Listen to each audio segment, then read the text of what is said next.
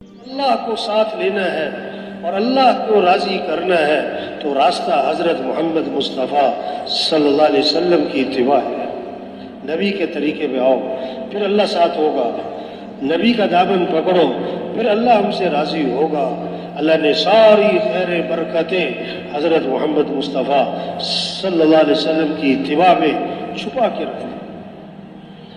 اب اس میں سب سے عام چیز نماز ہے، نماز ہے، نماز ہے۔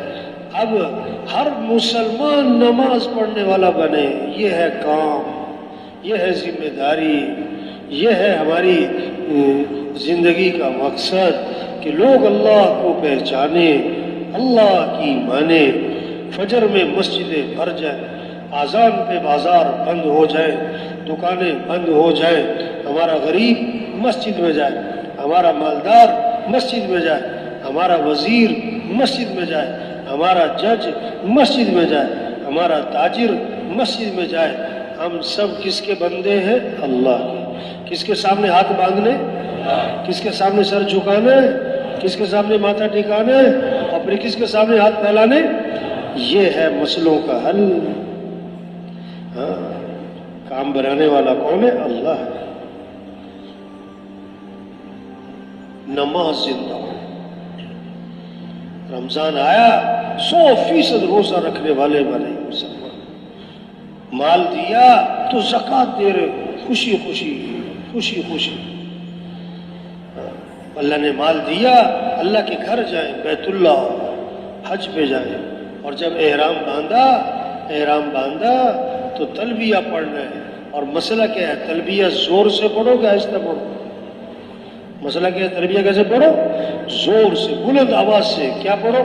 لبیک اللہم لبیک لبیک لا شریک لک لبیک ان الحمد والنعمت لک والملک لا شریک لک۔ فرما بردار بیٹا ہو نا، جب باپ آواز دے گا نا تو بیٹا کہے گا جی ابا جی، جی ابا جی، جی ابا جی، ابا جی آئے، ابا جی، ابا جی آئے۔ فرما بردار نوکر ہوگا، جب مالک آواز دے گا تو کہے گا جی سر، جی سر، جی سر، جی سر۔ ایک دفعہ نہیں کہے گا، کئی دفعہ کہے گا۔ تلبیہ کیا ہے؟ کہ اے اللہ میں حاضر، اے اللہ میں حاضر، اے اللہ میں حاضر، میں حاضر، میں حاضر۔ ہاں،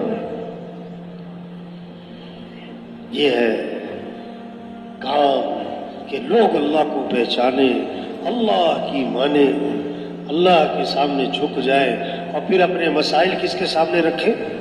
اپنی ضرورتیں کس کے سامنے رکھے؟ نماز پڑھ کے کس سے مانگو؟ روزہ رکھ کے کس سے مانگو؟ بیت اللہ جا کے کس سے مانگو؟ صفا پہ مانگو، مروہ پہ مانگو، ملتزم پہ مانگو، زمزم پی کے مانگو، اور جب پہلی نظر بیت اللہ پہ پڑے تو کیا کرو؟ مانگو، مانگو اللہ سے۔ وہ ہے مسئلے حل کرنے والا، وہ ہے سارے نظام کو چلانے والا۔ کسی کے ہاتھ میں کچھ نہیں ہے، سب فقیر ہیں، سب ضعیف ہیں، سب محتاج ہیں، ایک اللہ ہے۔ یہ مسئلوں کا حل۔ ایک حدیث کا ایک جملہ ہے، پوری حدیث بھی نہیں، اس کا ایک جملہ ہے، ایک جز ہے، سارے مسئلوں کا حل بتایا۔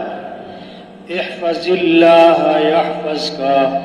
اللہ کے نبی فرما رہے تم اللہ کے حکم کی حفاظت کرو، اللہ تمہاری حفاظت کرے گا۔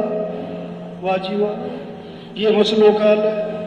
حکومتیں مسئلے حل نہیں کرتی، مال سے مسئلے حل نہیں ہوتے۔ مسئلے حل کرنے والا کون ہے؟ اللہ ہے۔ اللہ کو ساتھ لو۔ کیسے؟ کہ اللہ کا حکم پورا کرو۔ احفظ اللہ تجدہ تجاہک، تو اللہ کے حکم کی حفاظت کر، جہاں بھی ہوگا اللہ کو اپنے ساتھ پائے گا، اللہ ساتھ دے گا۔ اللہ جس کا ساتھ دے اس کی کوئی زندگی بگاڑ، اور جس کا اللہ ساتھ نہ دے اس کا مسئلہ کوئی حل، کوئی مسئلہ حل۔ اللہ ساتھ دے گا ہمارا، کب؟ جب ہم اللہ کی مانیں گے۔